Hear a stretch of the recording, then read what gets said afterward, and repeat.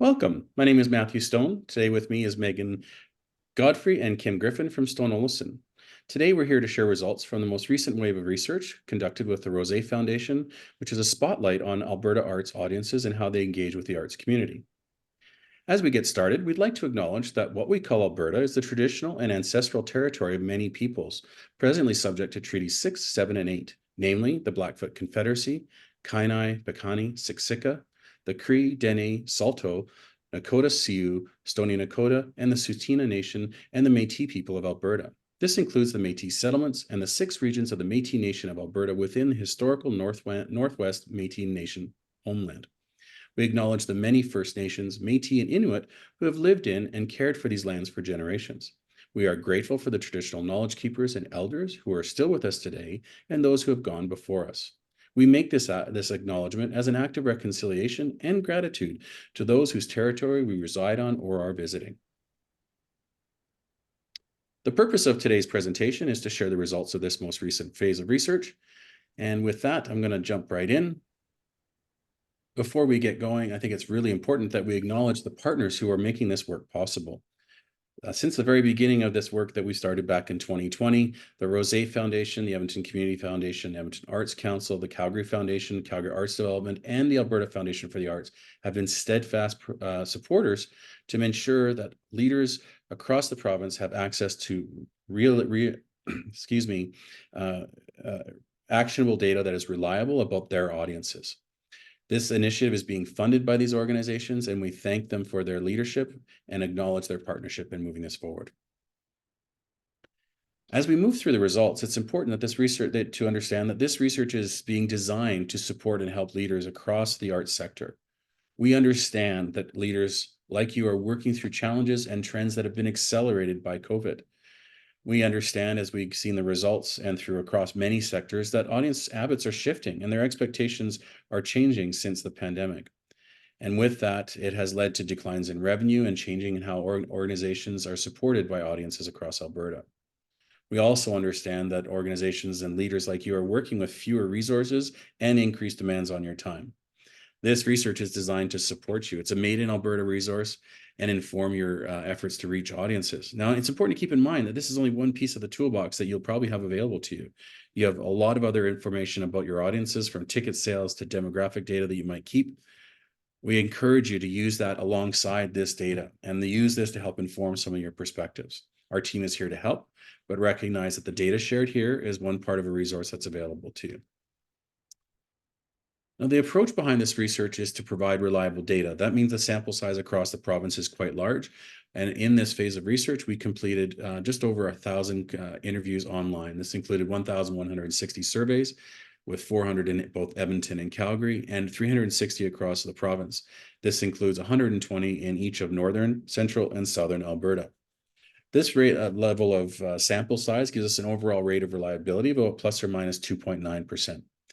Furthermore, this is a representative sample of arts industry Albertans. And what that means is that we screen to exclude any people who said they are not at all interested or will never engage with arts experiences in the future. At the end of the day, we wanted this data to be about your audiences and audiences that you could potentially reach.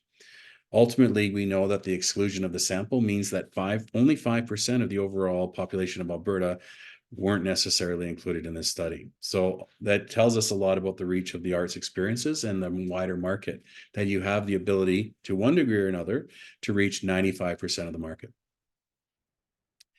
Now, it's been 4 years since a shutdown, and a lot has changed. It's important to start our understanding of saying, how are audiences connecting and engaged with the arts right now?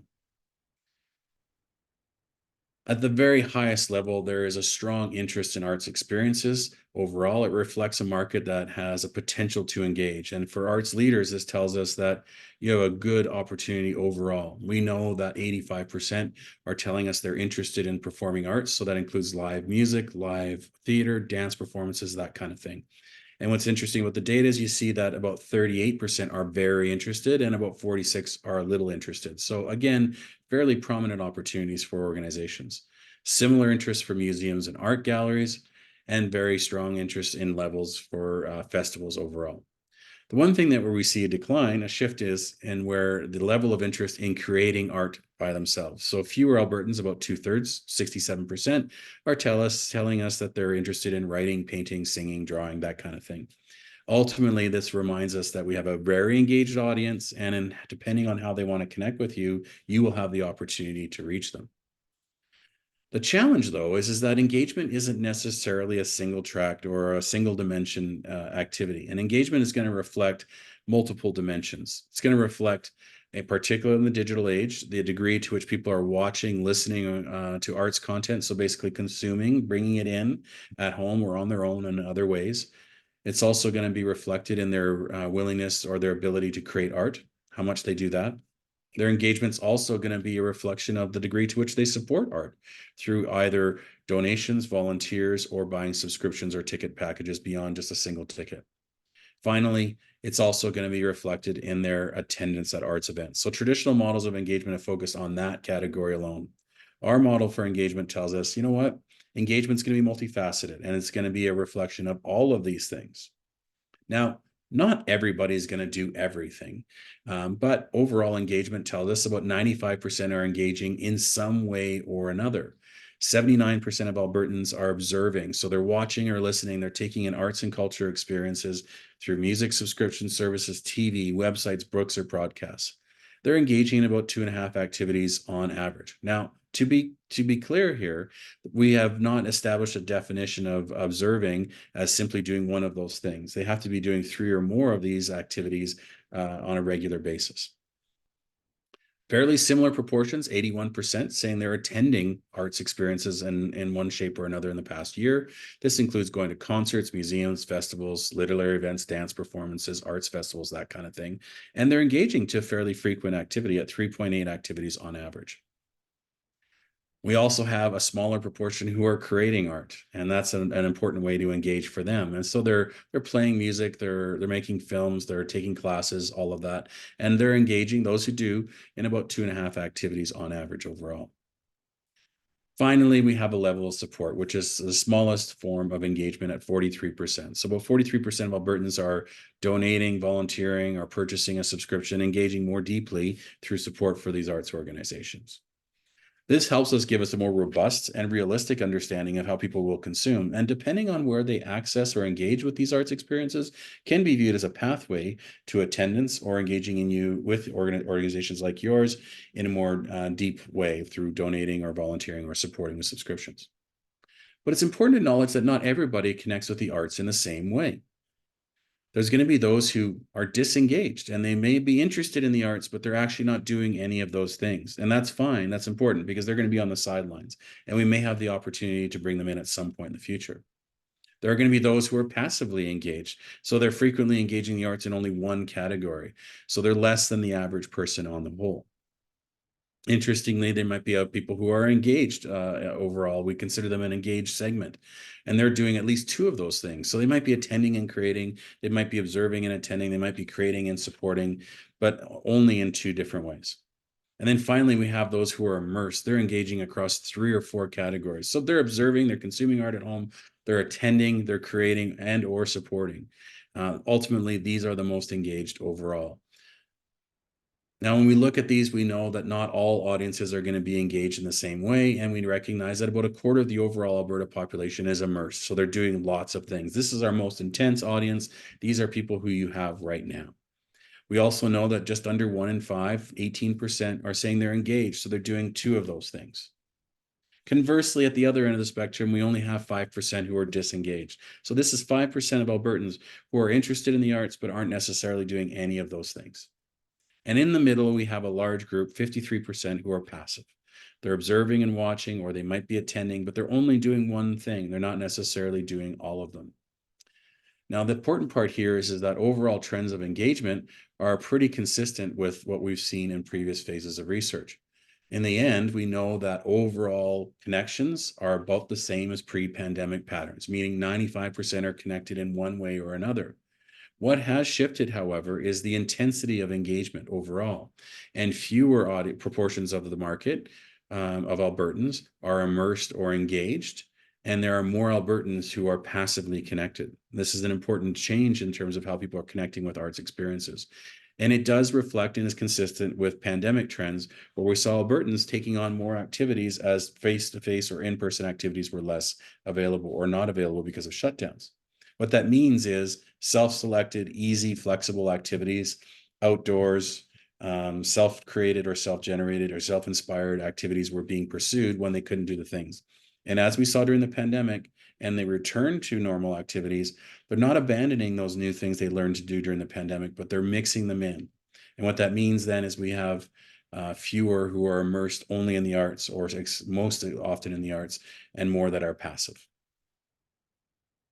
Now, each of these segments are going to have slightly different profiles, and on the whole, their demographics are pretty consistent. There are some changes. The immersed audience tends to be the youngest overall, not exclusively, but more predominantly under 45. They have the highest education levels, but their income is moderate overall. And it's important to note that overall as well, when it comes to their income, they're most likely to say that their income has declined in the last 4 years than any other of the other segments.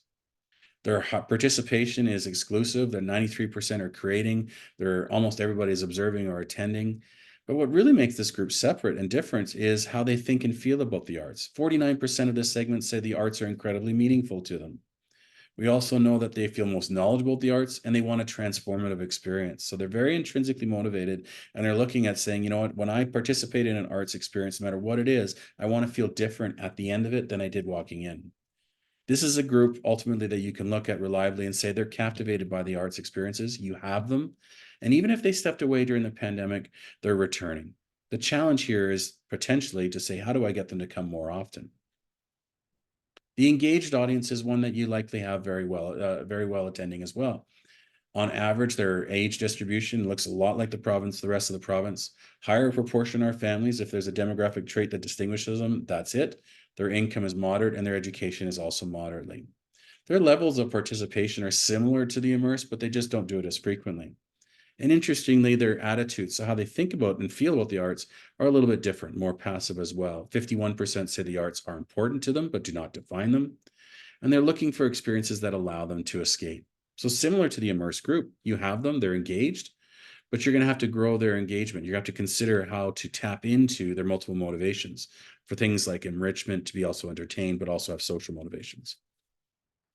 Now, finally, we have a passive group. And as you'll see when Kim talks as well, is that this is going to be a group that we're probably have to focus on a lot more in the future to widen our reach. We skew male, they're slightly older, average income and education.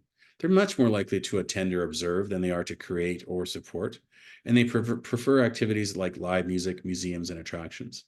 Interestingly, though, this group, about half of them say that arts are important, they interact with, but not something that's personally meaningful. And they feel the arts are enriching, but not always entertaining. They're looking for things that are fun and meaningful. This audience needs to be reminded of the entertainment value of the arts. And if you're going to recapture some of their time and energy right now, they have to be convinced, because right now they're not. As Kim will talk to, we're going to be talking more about this audience, because the challenge for the arts sector overall is we're going to have to learn how to widen our reach to include more of these passives and not necessarily depend so much on the immersed and the engaged. Kim? So now that we've explored, thank you, Matthew, the kind of the landscape and the different audience types, it's important to kind of dive into the practical and understand kind of what behaviors actually are. And as I think it goes without saying, habits and commitments are not really what they used to be thinking back before the pandemic. So one of the things that's often overlooked when we look at barriers to attendance and barriers to engagement is this idea of time available. And so we're looking at time as one currency of engagement. It's one thing for organizations to be able to look at a lot of those practical barriers. It might be price, it might be access, it might be timing of productions, but we rarely think about time. And so but when you know how much time people have and how they choose to spend it, it can really inform a lot of your efforts. So in a very simple exercise within this work, we wanted to actually dive into those different categories.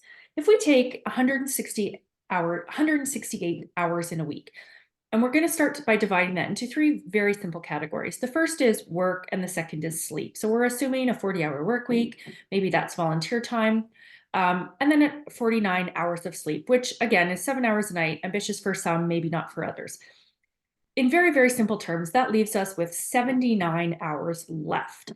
Now, we're calling this discretionary time. It's not entirely discretionary, but it's the leftover time, all of the other time. So let's break that down a little bit more. Let's take a look at that 79 hours. So now we're looking at that blue portion of the pie. 42 of those hours are committed to personal obligations. So things like chores, grocery shopping, all other household tasks, children's activities, anything that you do in kind of running or managing your life. So already we're starting to paint this picture that personal obligations take up a lot of time. And so competing for a portion of that pie is actually quite challenging. And this 42 hours might not be immediately available to us. So what is? Well, let's break down the remaining time. We've broken this portion of the pie into essentially true discretionary time, which is recreation, fitness, hobbies. This is the portion of the pie, which equates to 9% or 15 hours a week out of that 168. This is the portion that we are essentially competing for. There is a larger portion there, 22 hours a week or 13% of the pie, which we've marked as downtime or relaxation time. Now, we know that this is important, this downtime. And so Albertans need this. You may be able to pull some of that time, but it may not be the most immediate or obvious. People do need their relaxation time. So we go back to that 15 hours a week. This is what arts organizations are competing for. Essentially, 15 hours a week. If you tend to be immersed or engaged with the arts, we tend to see this slice of the pie slightly bigger, but not by a large margin. And so it really highlights the importance of looking at time available as one potential barrier or obstacle to overcome as we attempt to engage audiences more deeply. So the next question might be, well, what are Albertans actually doing within that 9% or 15 hours a week? So we gave them not an exhaustive list, but a fairly lengthy list of activities. And you can see at the top of the list, we see things like visiting parks, spending time outdoors, 61%, visiting friends, dining out, participating in fitness activities, and shopping. When we look at arts experiences specifically, those are the ones that are highlighted in the dark blue. And those are actually quite further down on the list. Things like attending concerts or music festivals, visiting museums, galleries, attending live theater, other live performances. So already we're starting to see the challenge that arts experience have with competing with other discretionary activities. The other thing to note is that when we look at the top of the list here, what do those activities have in common? Well, they're fairly low involvement, which makes them quite convenient and quite easy. And you might say that some of them are fairly low cost. Now, you could certainly dine and shop and spend a lot of money, but you can also do that in economically sound ways. So low involvement, easy, and affordability. Those are some of the things that Albertans are engaging in. Those are some of the characteristics of those activities. Now, when we flip the script, the narrative changes. If we ask Albertans, okay, that's what you said you do the most, what do you want to do the most? You can see that arts experiences and engaging with arts experiences rise right up in the list. So engaging with arts experience is an aspiration for Albertans. We know that so what this tells us is the desire is there. We just have to bridge that gap to ensure audiences can engage with us more frequently and more often. So just to reinforce this notion, we have 62% of Albertans who agree that by the time Friday or Saturday rolls around, I'm often too tired to do much. So that goes back to that idea of time, what's of interest, but also the need for downtime. A further 61% agree that I'd love to attend more shows or events, I just don't have the time. So those that are captive to time, these are notable numbers. These are significant, but they are not insurmountable. So we can do things to kind of bridge that gap and overcome this notion of time being too short. Now, an extension of this is how audiences are attending events post-COVID. And so we know, and arts organizations certainly know, that there are lasting implications of the pandemic. Audiences are engaging less frequency. When we asked about how habits have changed, you've got 41% of Albertans who say, I'm attending less than I was before the pandemic. When you look at arts engaged audiences or deep engagement, so those immersed and those engaged groups that Matthew touched on, they're actually attending even less often, which is a challenge, no question. So this is the point we had made towards the passives. If you are thinking about your organization, if we know that the frequency of attendance shifts, you may have to look to widen your reach to capture some of those more passive audiences in an attempt to just really recapture some audiences and get bums in seats or increase ticket sales.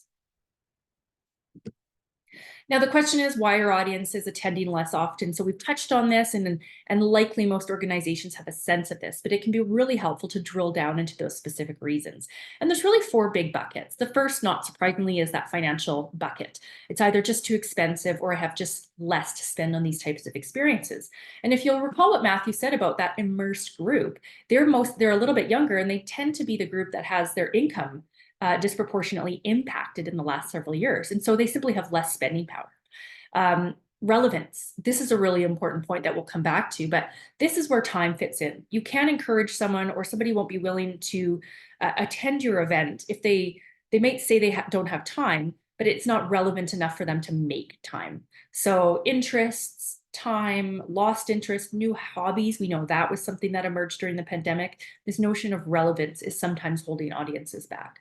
Comfort. This is still something that's in play. We saw this and we explored this in the kind of the immediate opening period post-pandemic, but there's still a large portion of the audience that just doesn't feel comfortable in crowds or might worried about getting sick. And so we need to be sensitive to that. And then finally, this notion of convenience or ease. Either it's harder to access, I prefer to stay close to home, I'm not sure what's available. Anything that we can do to make audiences feel that joining us is an easy exercise will be helpful. Now, if we extend some of this thinking, we can look at how audiences support the arts and how that's also shifting. So Matthew had touched on 43% of arts interested Albertans who support the arts in some way, shape, or form. The most common method is through donations, but you'll notice that of those who donate to arts organizations, 32%, the vast majority of that is occasional donations, 27% rather. 16% purchase a subscription or membership or season tickets, and then smaller proportions still volunteer their time. So when we break down this notion of support through annual tickets or subscriptions, it's really instructive. As I mentioned, 16% currently purchase a subscription or regular season tickets, but there's a full 18% who used to subscribe but no longer are. And so that would be considered a bit of a lapsed audience, and that might be an audience that we'd like to explore. A further 65% have never subscribed. How can we capture some of that? Maybe not all of it. And the reasons for not subscribing or committing to season tickets really mirror the same reasons audiences are not necessarily attending different events. Money, so affordability, I prefer to spend my money on other things. I have less to spend, those are highlighted in blue. Then we have things around convenience, I don't have the time or I don't want to commit too far in advance, as well as relevance. I'd rather see a variety of things, I'm just not interested, I prefer to rotate. So again, those same themes of affordability or finances, relevance, convenience, and ease come through quite strongly here when it comes to barriers for subscribing. So if we know all of this information, the next conundrum we have to tackle is how to reach different audiences with our messaging. And this is going to be a little bit more applicable to some of the marketing professionals that work in arts organizations. But in very simple terms, part of widening your reach is simply reaching audiences. And that might seem very obvious, but it's, as we all know, a lot harder to do.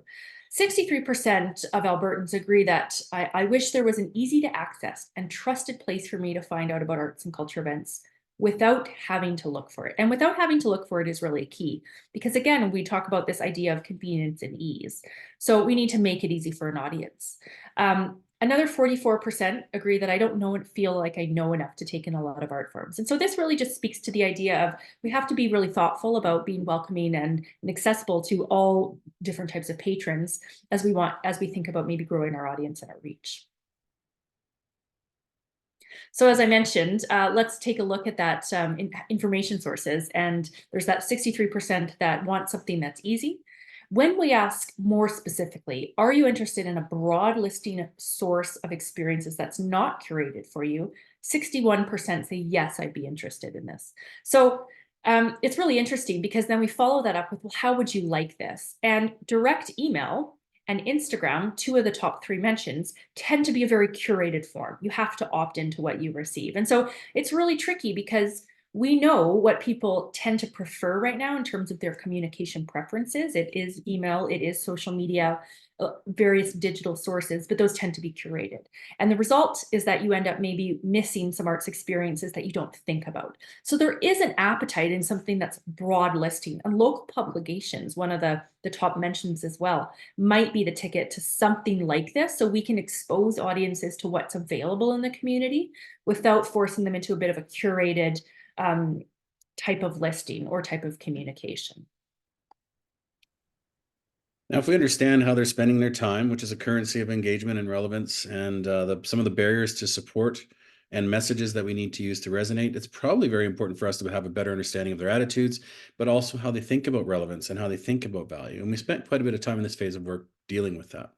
What's interesting is that we find that Albertans' attitudes are showing an audience that are probably seeing arts and as more meaningful, arts experiences more meaningful, but there's really opportunities to increase accessibility for more passive audiences.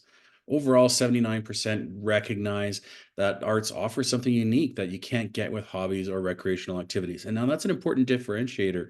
We might take it for granted within the sector and as arts leaders, but it's important to recognize that this is what's going to distinguish that sense of being more meaningful and unique that can help distinguish us from other activities that are self-directed or maybe easier. They also recognize high proportions that having arts experiences makes their life richer. So again, the ability, the tapestry of arts experiences available in their community are going to have an impact on their life overall. Right now, however, they're finding that about 60% are saying, you know what, they're enriching for sure, but not necessarily entertaining for them personally. So it starts to raise the question of personal relevance. Overall, we see smaller proportions or say they'd be more open-minded if they could see something that to take in a show if it's something that's well known instead of high art. So it might be a point of avenue, but again, it's not a majority of the audiences. So while well-known popular cultural or well-known performances or well-known pieces of art or arts experiences might be a gateway, it's not necessarily going to be the gateway over time exclusively. So it's an entry point now. Finally, we find that about 40% are see a barrier for feeling comfortable in those environments. So comfort is feeling accepted. So 40% say, you know what, I'm very interested, but generally find the arts too exclusive or snobby. We need to make sure that we watch that overall to ensure that we have an environment that is very welcoming for those audiences who might be more passive as we look to widen our reach. Now, those attitudes do vary depending on the segment. We know that immersed audiences are less likely to feel that they're not entertaining for them personally, while passive audiences are more likely to feel that. Similarly, on that last element of the arts not feeling necessarily as welcoming, much less likely among the immersed audiences and slightly more likely among the passive. So it's going to be something that we're going to have to watch in terms of saying, how can we ensure that our audiences feel welcomed and comfortable in that environment? Now, part of financial barriers is understanding value, is understanding what is the basic concept of money well spent. Consumers don't generally talk about value. That's good value. They think about it in terms of saying, what is it that's going to qualify as saying, you know what, that's a dollar that don't feel that I feel good about spending. Now, the first element in terms of overall satisfaction is a simple and broad one and not necessarily surprising. But below that, we see a tier of emotional impacts, things that audiences are saying that, "Oh, okay, this is something I didn't necessarily expect." So something that is never seen before at 48% is a good sign of good money well spent. That when they're something that people they're with are enjoying it as well, but also the fact that they feel inspired or they learn something new. So attributes that help define money well spent tend to be at the top, slightly more emotional and less practical. Below that are more practical items. So items about for a quarter, they know it's a money well spent when they feel it's just a good deal. They can see and do the math. When they know they're supporting an arts organization, when the extras are included. So value add elements like parking or refreshments. Then we also see like feeling part of the community, and it's when something they can do for their family at a lower price. Finally, at the very bottom, we see only 6% saying it's money well spent if it just fills my kids' time. Ultimately, though, the takeaway here is it begins to see a story that is more emotional and relationship driven than it is necessarily just practical. Now, if that helps us understand value and understanding the financial barriers, then it's important for us to understand relevance as well, because relevance is one of those things that's going to help us deal with time and capturing more of it. And ultimately, one of the things that we wanted to do was understand what makes something remarkable as a sign of relevance. And we ask audiences to define it. At the very top, the audiences identify something that is remarkable, something that makes me feel something, either happy or sad or any emotion, not necessarily a positive one, but just any kind of feeling.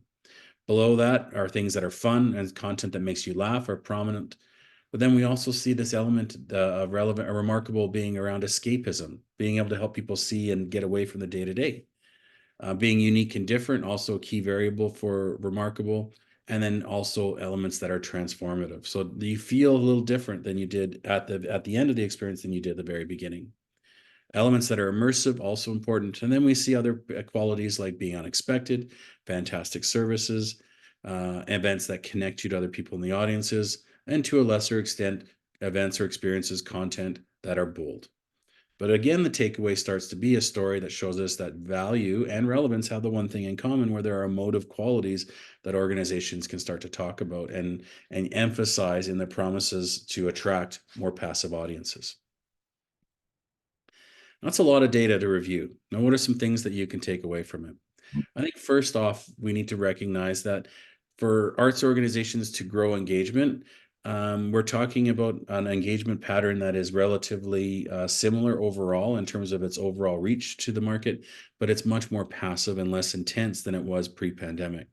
And organizations are going to have to start thinking in terms of widening their reach more than they are increasing frequency of attendance. The reason why we say that is we think about many arts experiences, contrary to other self directed or other recreational activities, it's harder to drive repeat audiences. Once somebody sees a show once, they're not going to necessarily go back to that show again and again and again. So the frequency for that particular singular offering might be less. So that means arts organizations have to look to widen the reach and get more people to see one particular show, performance, or experience. Then they might want to have them re-come again in the same to see the same thing. The good news is that we know that there are audiences to activate, okay, particularly those who are more passive in their engagement right now. Interestingly, though, reaching this audience is not about just awareness. We know that they could use more information and be more educated, but they're going to have to be inspired in order to be compelled to make a decision to attend. So we know that those emotive elements are not just about saying, hey, I'm available, but also saying, hey, you're going to feel something. You're going to be entertained. You're going to be able to share it. You're going to be transformative, all of those different qualities. Finally, I think if we think about the big picture is that the time is going to be a key currency of engagement, and the competition for it is very stiff. We're talking about 9% of your time. So winning that more time is going to require focusing on value so we can show that money is well spent and showing relevance overall. So I think where we'd like to leave you is if those are some of the broad themes and takeaways from this body of work, what we've heard from arts organizations is I still need a little bit more direction. And so while this will be applied differently to different disciplines and to different organizations, there are some kind of guiding principles we can think about as we apply this to our own work. And so the first one is, okay, you've talked about value. How do we actually address value? Well, certainly pricing is one element of that. And the question isn't just, are you the lowest price? Because that's not what this is all about. It's about money well spent. But are you competitively priced? That is kind of a baseline expectation. When we talked about that core of or that value, value being something about being worth the money, as Matthew talked about, think about how audiences define that. So it's, in short, emotional. There's an emotional component, something being worth the money. Unique, enjoyable, entertaining, and inspiring. If you can hit those elements, then you have a better chance of showcasing that you are money worth well spent. Excuse me. So the question then is just thinking about your programming choices and your messaging and making sure that you are addressing these to showcase value. Now, while value is important, convenience and ease cannot be neglected. I think when we recognize that the time is stiff, competition for that time is stiff, then we have to make sure that it's as easy as possible, remove all the potential barriers to ensure that their audiences are going to consider us. So ask yourself as you're thinking about those experiences, if you're in a central area, particularly in a major urban center, It might take not just the experience itself, the time of that, but also the time to get there and the time to get back afterwards. So, is it easy to attend? But also being easy is ensuring that we have flexible options. We learned this during the pandemic, and all the research then is that audiences are now much more fickle and they want to have the ability to change their mind. So, do you have the ability to let them change their mind but still stay engaged? The other option to look at is because of all the innovations that happened during the pandemic, being easy might mean is there opportunities for you to go to your audience instead of asking them to come to you. So being innovative in terms of adapting where you do what you do. And then finally, what are those other things that you can consider and look at that are going to streamline the experience? Again, it's not about enhancing or changing, but ensuring that we remove all those little barriers that might inhibit. So if it's parking, how do we make that easier? If it's timing, access, can we do things that are going to make it more convenient? Being remarkable. So, a big theme throughout this was the importance of being relevant. And as Matthew touched on towards the end, key to relevance is being remarkable. This is all about strong emotional benefits that you can use, particularly to inspire some of those more passive audiences attend. But certainly, this is core to your immersed and your engaged audience as well. Those emotional benefits, again, anything that makes the audience feel fun is really important, as is entertaining.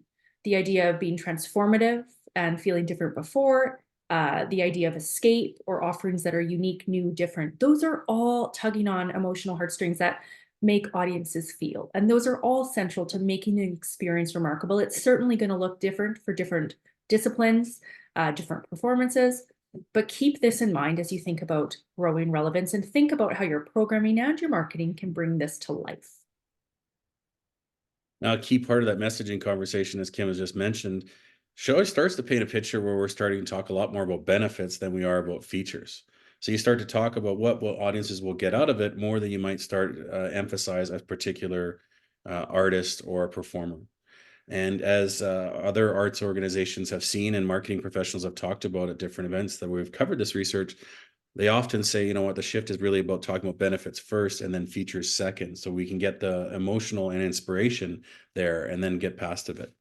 But if we're going to get there, that means we have to widen the reach. If we want to talk about benefits, it's important that we widen the reach overall. And digital and social media sources are certainly prominent in marketing and they offer opportunities to target, but they also mean that the messages are going to be curated. And if you're going to reach it, you need to make sure that you seek a medium and use the mediums that are going to widen your reach as well. So it's not just about targeting the most immersed or the most engaged, but widen it and broadcast. Consumers have diversified their investment of time and they're looking for those messages that are going to be as broad based as possible. So elevate those things within your marketing, as Kim had just talked about, where the emphasis is on remarkable, or as Kim mentioned around value, where you're showing what people are going to get out of it, make them feel like the money is going to be well spent. It's not just the artist or the art itself. Now, Kim and I and Megan could be here all day and talking to you about the different pieces of the research.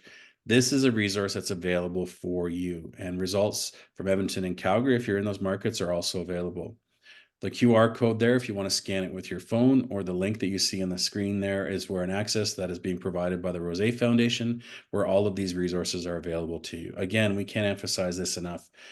The research that we've shown you today is just the tip of the iceberg. There's a lot more data and details available. We encourage you to visit this site and make use of the data. If you have questions about the research and how it's applied or the people behind it, please feel free to contact either of us at Stone-Olafson or anybody at the Rose Foundation. We're happy to help. We're here to make sure that you have the support and resources you need to be successful. Thank you for your time.